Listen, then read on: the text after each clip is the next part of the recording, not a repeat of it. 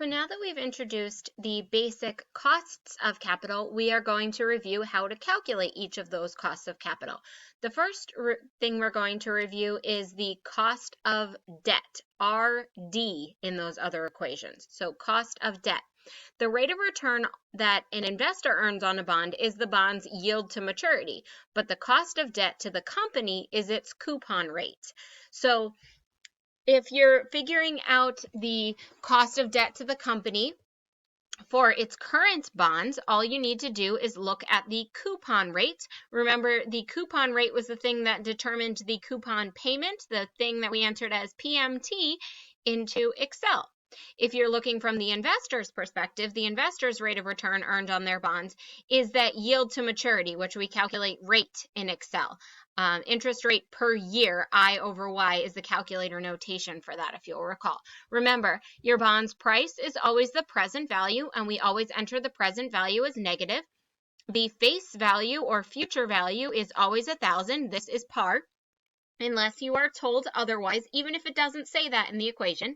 N is the number of compounding periods. You will often have to adjust this for semi-annual compounding, and payment is that annual coupon payment.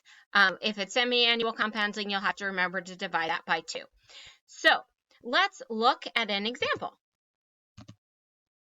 Your firm's only debt outstanding is a 15-year, 12% annual coupon bond that is currently selling for $1,153.72. So this bond is currently selling at a premium. What is the current cost of debt?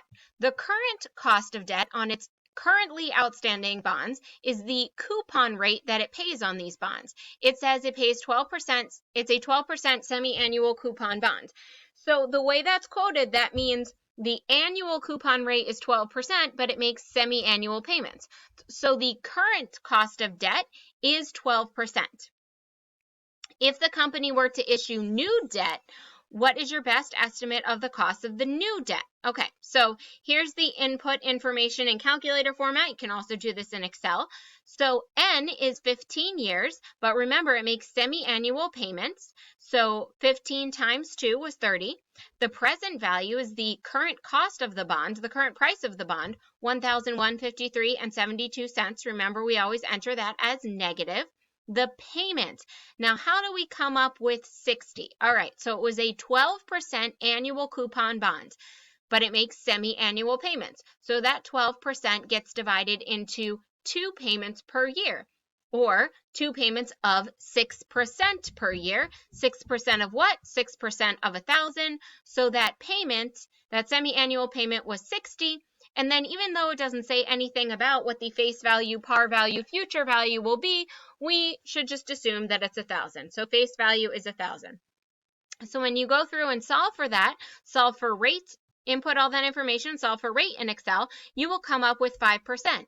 Now, because the N you put in was semi-annual, and the payment that you put in is semi-annual, the interest rate that it spits out is semi-annual. So that 5 is 5% semi-annual cost of debt. You need to multiply that by 2 to get your annualized cost of debt, which would be 10%. Now, remember, we talked about the fact that interest paid on debt is tax deductible. So not only is debt our cheapest source of financing, but we also get a tax break on it. So how do we get our after-tax cost of debt? After-tax RD. You take your before-tax cost of debt and multiply it times 1 minus the tax rate. So what is the after-tax cost of debt if the corporate tax bracket is 40%? So you take your before-tax cost of debt, multiply it times 1 minus your tax rate, in this case 10% annual cost of debt, times 1 minus 40% equals 6%. So our after-tax cost of debt is 6%.